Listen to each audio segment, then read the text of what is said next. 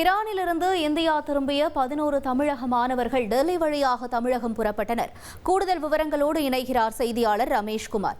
ரமேஷ்குமார், வணக்கம். மொத்தம் எத்தனை மாணவர்கள் மீட்கப்பட்டிருக்கிறார்கள்? அவர்கள் திரும்பவும் சொந்த ஊர் செல்ல செய்யப்பட்டிருக்கக்கூடிய ஏற்பாடுகள் என்ன? வணக்கம்.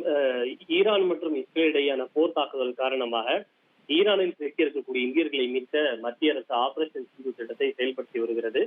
இந்த திட்டத்தின் கீழ் இதுவரை 2000க்கும் மேற்பட்டோர் இந்தியா அழைத்து வரப்பட்டுள்ள நிலையில் இன்று காலையும் ஈரானின் மஷாத் நகரத்திலிருந்து சில இந்தியர்கள் டெல்லி விமான நிலையம் திரும்பினர். இவர்களில் சுமார் 11 பேர் தமிழகத்தை சார்ந்தவர்கள், அதிலும் குறிப்பாக இவர்கள் சென்னையை சார்ந்தவர்கள் என்பது தெரிவிக்கப்பட்டிருக்கிறது.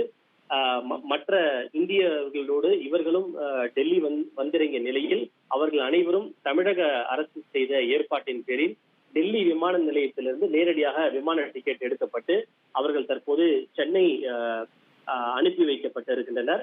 இதில் 9 பேர் உடனடியாக விமானத்தின் மூலமாக சென்னை அனுப்பி வைக்கப்பட்ட நிலையில் 3 பேருக்கு மட்டும் விமான டிக்கெட் ஜூலை 26ஆம் தேதிக்கு முன்பதிவு செய்யப்பட்டிருந்தது.